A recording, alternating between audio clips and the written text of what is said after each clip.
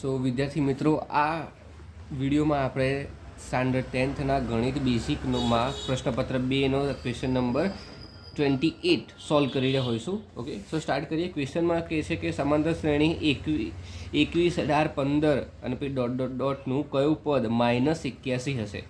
એકદમ ઇઝી. સો મને ખાલી કહી દીધું છે કે આ -81 નંબરનો જે પોટલી છે એ કયા નંબરે બેઠો છે.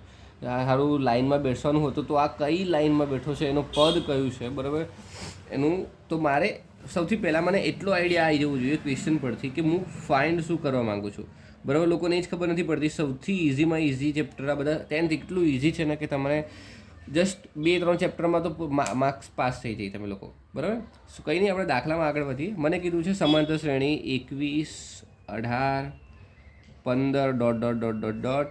સો અગર હું આ શ્રેણી પરથી કહું તો મને એ ડાયરેક્ટ મળી જાય, એટલે કે સ્ટાર્ટિંગની વેલ્યુ સૌથી પહેલો બેઠો હોય એ પછી આપણું ડી એટલે શું હશે, A2 - A1. A2 કેટલો છે 18, A1 કેટલો છે 21. ઓકે, સો હું કહું કે ભાઈ 18માંથી 21 જાય એટલે -3, તો ડી આપણને મળી ગયો -3.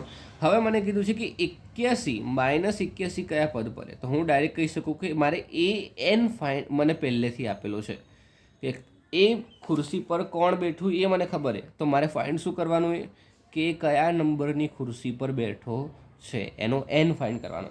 તો કોઈ વાંધો નહીં, આપણે સૂત્રમાં મૂકી દઈએ. આ બધું સૂત્ર કયા સૂત્રમાં આવશે, આ વાળા કે AN બરાબર A plus N -1 into D.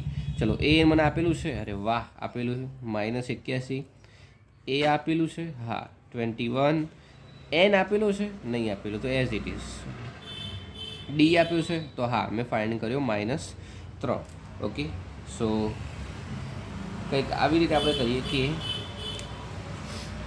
21 પ્લસમાં છે, આ બાજુ આવે તો માઇનસમાં, એટલે કે -81 -21 ઇઝ ઇક્વલ ટુ 3 ને n વળી ગયું તો -3n + 3.